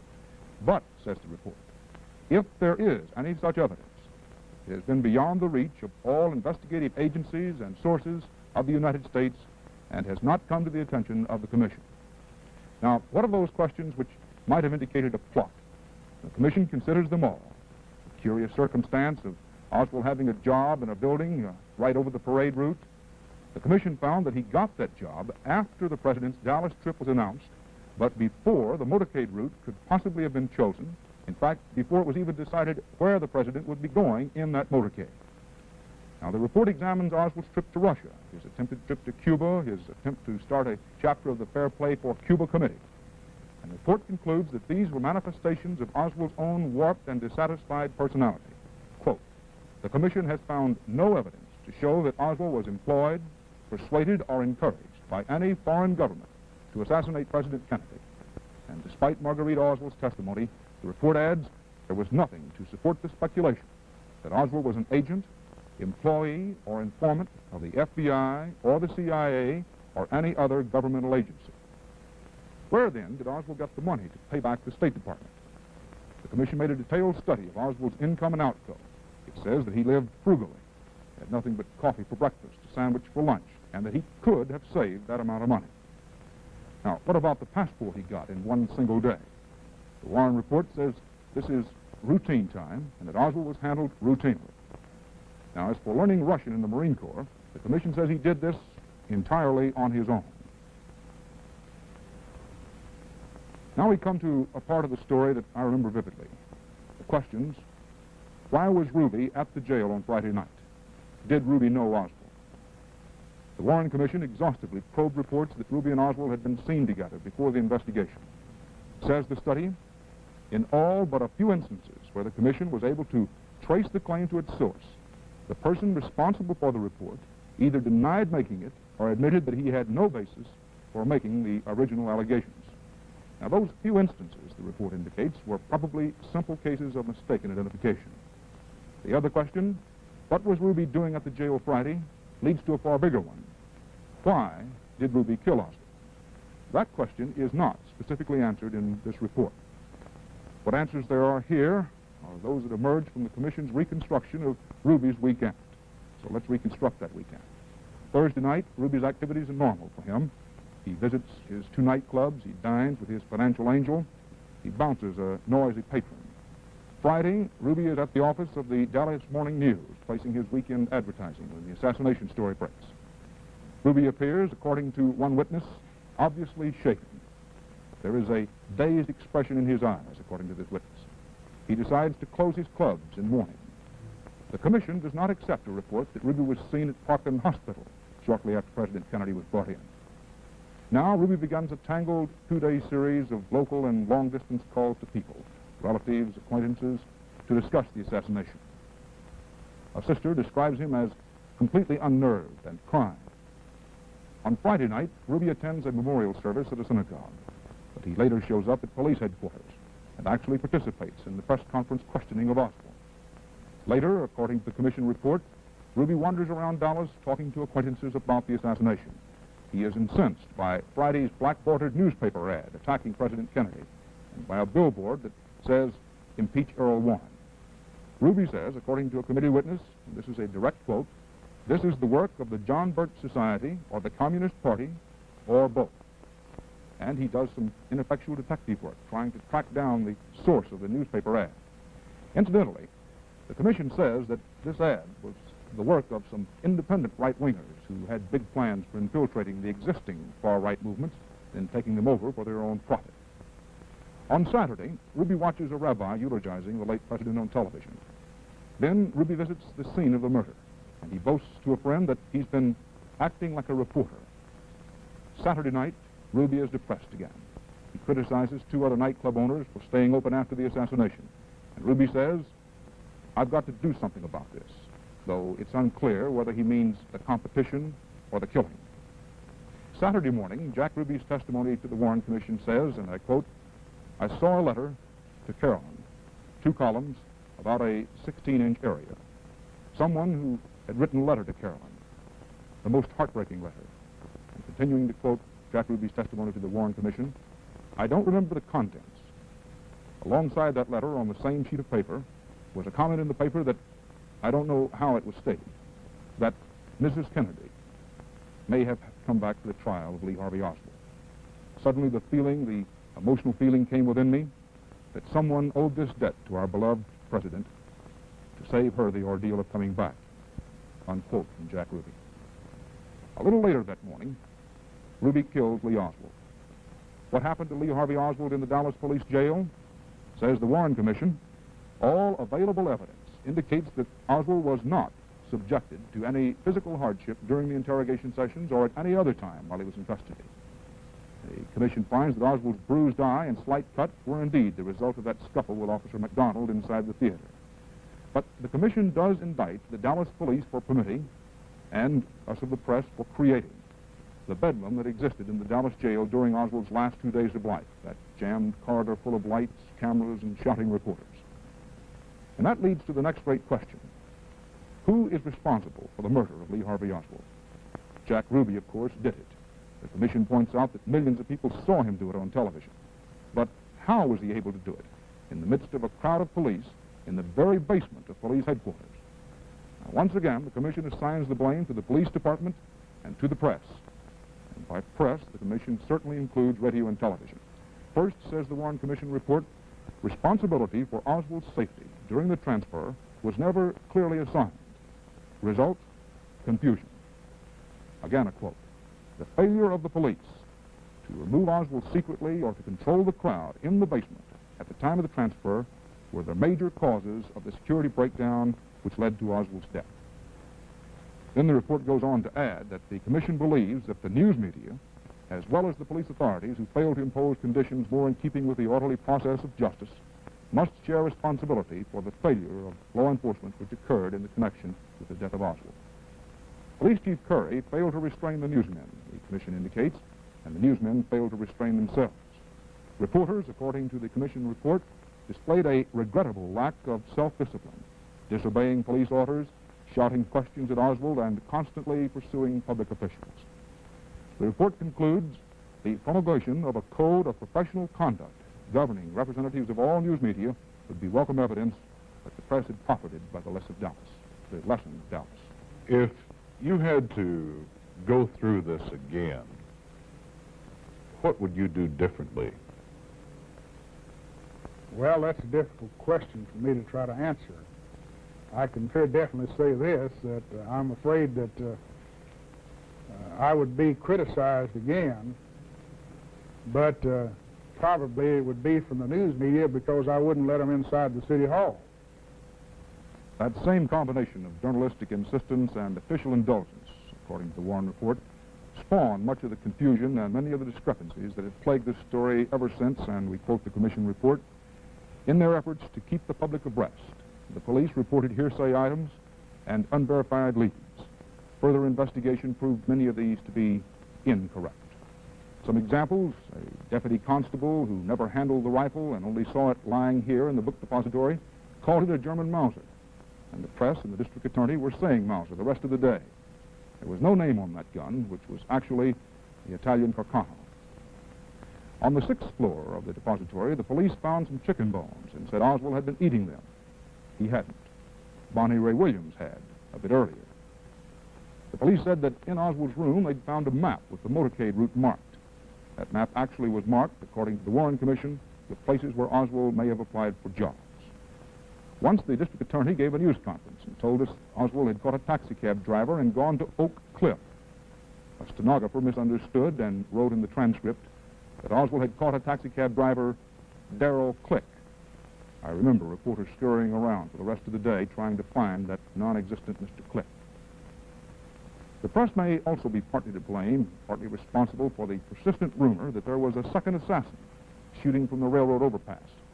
2 reporters said they had seen a bullet hole through the front windshield of a presidential automobile. The Warren Commission says that it wasn't a hole, but a little nick caused by a piece of bullet striking the inside of the windshield. The FBI found lead on the inside only. Now, what about the doctor at Parkland Hospital who reportedly said the president was wounded in the front? Actually, the doctor told the commission, and a newspaper report agrees, that he said only that the bullet could have entered from the front. But because of the president's condition and their desperate haste, the doctors never turned him over, never saw the similar wound where the bullet actually entered from the back. Now, the report asserts that there were 2 witnesses who saw the rifle being fired from the book depository. No witnesses who saw any rifle anywhere else. The commission report goes on to add that on the overpass were 13 railroad men and 2 policemen, and that all of them say there were no shots from that overpass. The impression of the shots from the overpass, says the report, may have been the result of an echo. One final question of conspiracy. The FBI knew of Oswald's dubious background, knew he was in Dallas, but the Dallas police were not warned. Had the Dallas Police Department ever heard of Lee Harvey Oswald prior to November? No, sir, we did not have any information on this man in our criminal intelligence file, and that's normally where it would have been, in our subversive file, as we refer to it. The Dallas police were not warned, the commission found, because the Secret Service was not warned. And the Secret Service was not warned because of insufficient liaison among the federal law enforcement agencies, one of the 3 great flaws which the Warren Commission believes contributed to the death of President Kennedy. In the commission's words, quote, there was insufficient liaison and coordination of information between the Secret Service and other federal agencies necessarily concerned with presidential protection. Although the FBI, in the normal execution of its responsibility, had secured considerable information about Lee Harvey Oswald, it took an unduly restrictive view of its role in preventive intelligence work prior to the assassination. A more carefully coordinated treatment of the Oswald case, the report goes on, by the FBI, might well have resulted in bringing Oswald's activities to the attention of the Secret Service. Continuing the quote, the criteria and procedures of the Secret Service designed to identify and protect against persons considered threats to the president were not adequate prior to the assassination. Continuing the quote, the effect the Secret Service largely relied upon other federal or state agencies to supply the information necessary for it to fulfill its preventive responsibility, unquote. In some respects, the commission says, advanced preparations for the president's trip were deficient. It lists failure by the Secret Service to spell out responsibilities of local police and others. Inadequate Secret Service procedures for spotting an assassin in the building, and poor seating arrangements in the presidential car. But the commission adds, within these limitations, the agents most immediately responsible for the president's safety reacted promptly at the time the shots were fired. And the commission warned soberly, consistent with their high responsibility, presidents can never be protected from every potential threat. So, says the commission, Lee Harvey Oswald shot President Kennedy, but apparently not as part of a conspiracy. Then why? The answer the commission suggests is largely psychological. Quote, the commission could not make any definitive determination of Oswald's motives.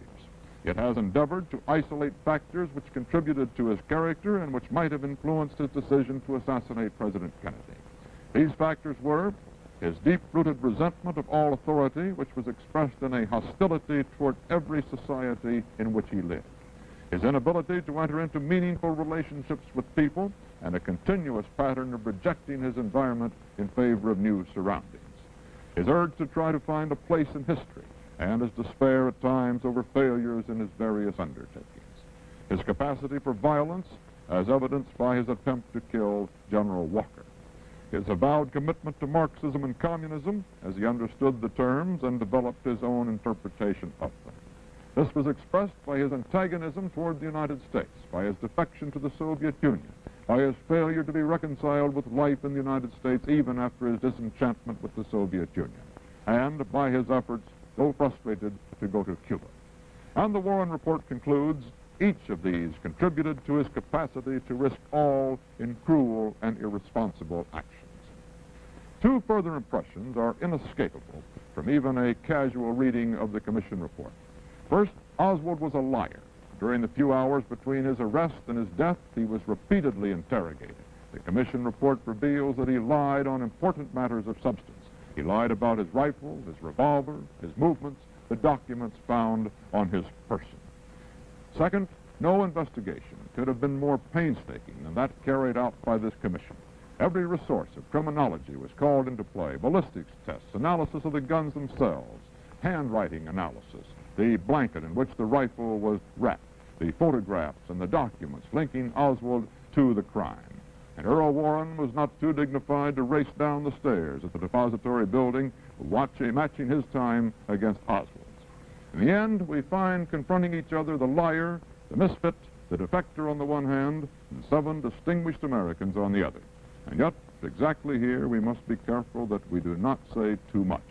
Oswald was never tried for any crime, and perhaps therefore there will forever be questions of substance and detail raised by amateur detectives, professional skeptics, and serious students as well. For the Warren Commission could not give Lee Harvey Oswald his day in court in the protection of our laws. Suspects are not tried by 7 distinguished Americans. Their cases are heard under law by 12 ordinary citizens. If it had not been for Jack Ruby's revolver in the basement of the Dallas police station, 12 such citizens would have heard the evidence, would have heard Oswald if he had chosen to speak. That jury would have represented our judgments, our conscience, and in the end would have spoken for us. Now, we do not have that reliance. We must depend upon our own judgments and look into our own consciences. The Warren Commission cannot do that for us. We are the jury, all of us, in America and throughout the world. On Monday, November 25th, 1963, Lee Harvey Oswald was buried in a plain wooden coffin. As he was lowered into his grave, his secrets were buried with him.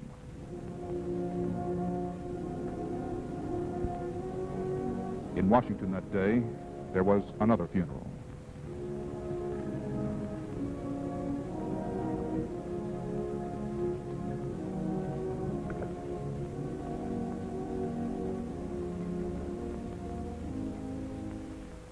This has been a CBS News Extra. November 22nd and the Warren Report.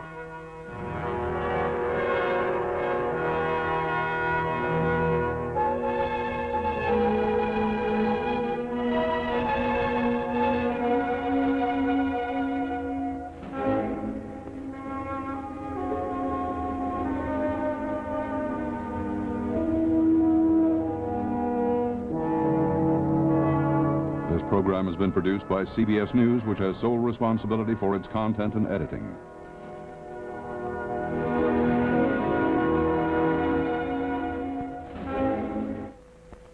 This is the CBS Television Network.